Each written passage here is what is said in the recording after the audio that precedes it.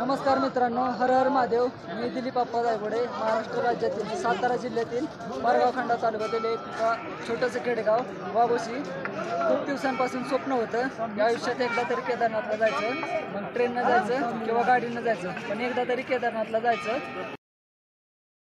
हा तरुण 1950 kilometre cycle प्रवास करत असताना केदारनाथला पोहोचला आहे. दिलीपने वाघोशी ते केदारनाथ यात्रा 1950 किलोमीटर प्रवेश 10 मे रोजी सुरू केला आणि तो 5 जून रोजी केदारनाथ येथे पोहोचला. या प्रवासाला 27 दिवस लागले असून हा प्रवास त्यांनी महाराष्ट्र, आंध्र प्रदेश, राजस्थान, उत्तर प्रदेश व उत्तराखंड या 5 राज्यांमधून केला.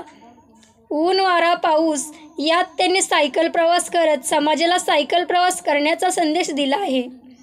तसेच प्रवासावेळी झाडांचे महत्त्व त्याच्या लक्षात आल्याने झाडे लावा, ती जगवा असा संदेश देखील त्यांनी दिला आहे. दिलीप सध्या केदारनाथ येथेच आहे. 2 दिवसात तो गावी परतणार असून संपूर्ण महाराष्ट्रातून दिलीपवर शुभेच्छा व वर्षाव होताना दिसत आहे. या सायकल प्रवासामुळे दिलीपने आई-वडील व गावाबरोबर तालुका व जिल्ह्याचे नाव उज्ज्वल केले आहे. या प्रवासासाठी इंडियन ग्रुप ऑफ वाघोशी यांनी दिली. दिलीपच्या आगमनाचे ग्रामस्थ आतुरतेने वाट बघत आहेत. त्यांच्या स्वागतासाठी वाघोशी गावातील ग्रामस्थ, तरुण वर्ग सज्ज झाले आहेत. झुंजार न्यूज महाराष्ट्रासाठी प्रतिनिधी शहाजी लोखंडे, मसवड.